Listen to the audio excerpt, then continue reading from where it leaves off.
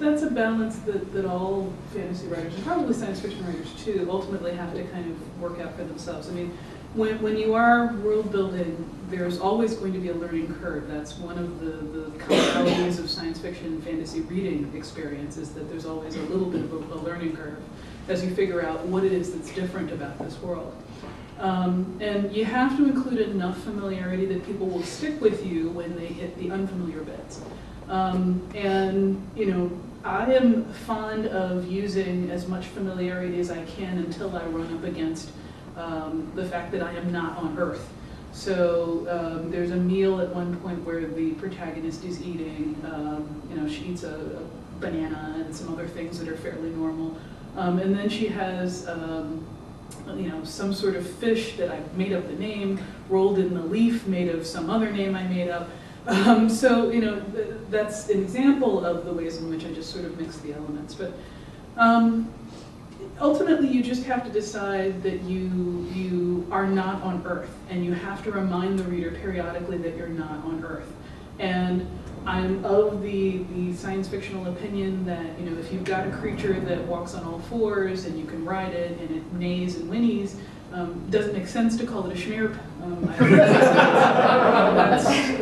You know, there's a now famous archive of science fictional concepts and little bits of mother wit like that called the Turkey City Lexicon that comes from. And so if you've got these animals, you know, in any world you're going to have creatures that they ride, creatures that are, you know, everything tastes like chicken, might as well call it chicken. You know, so I insert enough familiarity that people can kind of understand where we're going with it, but I do want to remind them periodically, and frequently actually, that this isn't Earth. I just do that at random, pretty much.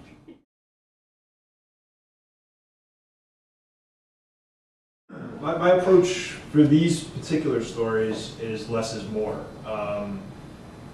Because I think that I have a tendency to go a little nuts with that and be like, you know, make up new everything, you know. And in this particular story, because the unspecified next week future that I've set it in is meant to be connected directly to our present day, and there is a lot of echoing back to the way things are now. And it's a future that I don't imagine was wiped out in an Armageddon or remade over thousands of years. It's sort of like 50 years from now, just to pick an arbitrary number. It's conceivably in the future for us. And so the landmarks, I wanted there to be landmarks. I wanted there to be a lot of things people can latch onto, not solely in New York, but just elsewhere, where if you live in New York or London, you would see something on the page and be like, oh, I walked past that today, and you could fix it in your mind where it was. And at the same time, it's in the future, so things will be different. And I actually had a little bit of fun here and there, sort of simply making landmarks or buildings disappear without really making a big deal out of it. Not saying, oh my God, it's gone, but you know, just sort of mentioning an empty lot. And if you live on 49th Street and you know you're walking down and you're reading the book, you might say, wait a second, there is a building there, but now there isn't. And I think that kind of causes a little bit of dissonance that has a stronger impact sometimes than making the entire city disappear, and you just have little chunks of it disappear. But that happens all the time in New York. Well,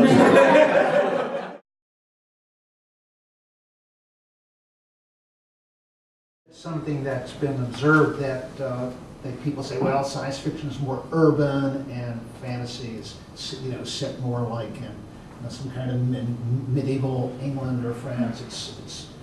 There are forests and you know it's more rural and then they made a big fuss at one point about urban fantasies. That was something new, but I think that most fiction really can't be too much in the woods because there's nothing happening. It's just, there are no streets, there are no names, you don't know where you are. There are not many people, so it's kind of hard. Can you imagine someone writing a novel and they're in a desert? How would you have a protagonist and an antagonist and any quest, or, I mean, what would happen? Nothing happens there. There's no...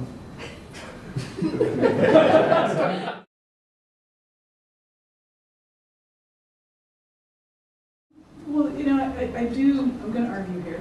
I don't necessarily agree with the idea that nature is not a human place. I was actually reading a really interesting article that was talking about how conservationism is in some ways becoming hugely problematic for Native Americans and other indigenous groups all over the world, because the Western model of conservation, the European, American, whatever model of conservation is, get the people out of nature and nature will be fine. And it's the assumption that people aren't really part of nature, and so these people whose cultures and lives and livelihoods have been built around interacting with nature, around hunting and fishing, and careful management of forests, careful management of herds, da da da da da. These people have been taken out of the environment, and then you see the herds explode. The whole ecosystem gets out of whack because a crucial predator has been removed from it, and that Western concept is really kind of interfering with the actual reality, which is that we're animals just like everything else. And so, despite that, I write stories set in cities. Because I am a city person myself. I do love going camping and so forth, but I am interested in human stories. I don't write a whole lot about people being out there in the wilderness, although I did write a novel with some people in the desert, but it was people in a desert. So they were interacting with each other. But I do feel like I think most of the fantasy that I write is probably urban fantasy, although not in the sort of either the China Mieville definition of urban fantasy or the Laurel K. Hamilton definition of urban fantasy. It's set in an urban setting and people are crucially involved in it. I think that is kind of a necessity of stories that are about people, so you do tend to see a lot of that in sci-fi and fantasy.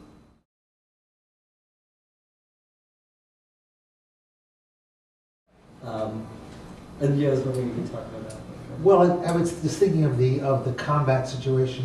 People, it's cool to have these big guns, and it's also cool to have these swords, or just do martial arts. And you see often everything mixed together in films. You see that, and in the College H.Chuck story, they're part of an army, so they've got their guns, but in situations arise they can't use their guns. They have to take out their magic swords. So you have both. They get to play with all these toys.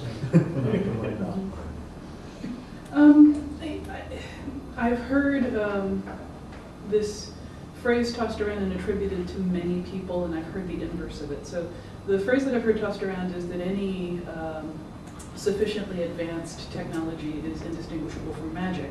The converse is any sufficiently teched up magic is indistinguishable from science. And so I think that they truly are interchangeable. The elements of my own book that Rohan was referring to was that in this palace sky, there's a big stick. The way that people get up into the palace through the stick is that they basically ride up a magic elevator. They stand on a specially made glyph. It teleports them. How is this any different from the transporters of Star Trek? It's not. They just don't. It's fast as opposed to the slow fizzy, So it's the same thing in this case. And you heard me refer to the gods as essentially weapons of mass destruction. They are used in the same way. They are used as basically nukes. And this family is the only family in the whole world that's got nukes. And they say, to people that disagree with them, do what we want, or we will basically nuke you or smite you, or whatever language they choose to use. But it's the same basic thing. And so, throughout the history of this world, this family has been ruling for 2,000 years by the point of the story. Throughout the history of this world, there are assorted genocides and nations that have been wiped off the map because they offended this family, and the family sent a god to go smite them. And it works the same way. And I try to deal with the consequences the same way. When you look at what happened when the atom bomb was dropped on Hiroshima and Nagasaki, when you look at the way that this affected the world and the people that had to deal with the aftermath of that, people trying to remember, people trying to insist that this tragedy happened and that this tragedy not be glossed over. Meanwhile, you've got the same people who control the nuke saying it didn't happen, or it happened but it wasn't that bad, or whatever. That fascinates me, these kinds of interactions of power, and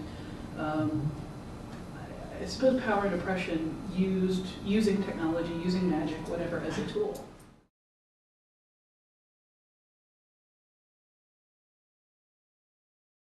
I have a cynical answer. I think that the 19th century science fiction was more visionary and it looked more to the future, and there was a stronger sense of science, because science in the 19th century was much more understandable.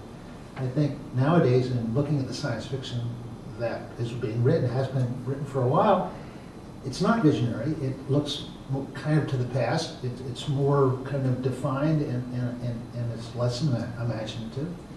And I think that some of the really good science fiction is being written by writers who are not in the genre of science fiction. And they're really wonderful fantasy science fiction books, but they're not labeled as such, and they're not maybe even considered as such, and they're not reviewed as such. So it's kind of curious that I almost think it'd be people. Someone mentioned you go to a science fiction convention in the United States, and a lot of people are kind of getting on in years. Whereas in Europe, they're all younger. Really?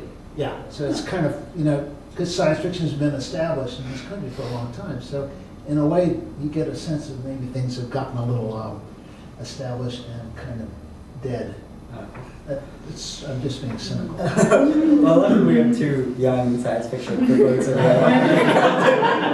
Well, actually, I don't much. I would necessarily disagree with your assessment there, but I think part of it is that science fiction has a lot to do with people's relationship to science and to technology. And I think we're living in a time right now where, at least in this country, or at least in a certain strata of this country, access to technology is unbelievable. And the gadgets and the power that you have in your hand is unprecedented, in human society, which I think affects the way people view and create science fiction. When you talk about being more backwards looking instead of more forwards looking, and this is an off the cuff remark, which I may regret, but it seems in the past people had this idea that science was marching forward and they couldn't imagine where we were going. And today I think people have more of a feeling of we're there. We're where science was leading us. We have all these things, and we don't really believe we're ever going to shoot through the stars, because why would we want to? We have iPods, we have iPhones. What's on the moon? A little water, who cares? And I think you can't undercount the fact that people perceive science differently today than they did in the 19th century, and that affects how people perceive science fiction. So. I'm going to piggyback on that and say I agree that people perceive science differently these days, but I don't know that it's as blasé as I think you're saying. My feeling is that people have looked around and seen that science has not done what it promised back in the days of Jules Verne and H.G. Wells and so forth. I keep hearing people say, where are the flying cars? We're in the year 2009, come on now, we should be all flying to work. Where's my jetpack? Where's my jetpack? And I actually see people seeing some of what you alluded to in your fiction, Jeff, that science is not necessarily a tool for the advancement of humankind, but for the advancement of the people who own the science among humankind, and everybody else is kind of carried along, or in some cases held back by it. And that science is a tool, it's a tool of human nature just like any other, and science is not necessarily the savior or the vision, the wonderful thing that we thought it was. Science can be bad. Magic can be bad. And I'm seeing in the science fiction of today, I would also disagree with the idea that it's not visionary. What I am seeing now is science fiction of today beginning to explore those aspects of science, not just the optimism, sometimes the pessimism, but also the realism. And that aspect of it to me still seems more visionary in that, yes, we had H.G. Wells positing that we would all have time machines by now, we'd all be bopping back and forth. And then, these days we've got people who are really thinking about, well, what happens if you go back and kill your grandpa? Does the universe end? Or what happens? I would prefer to see that. That aspect of it is more fascinating.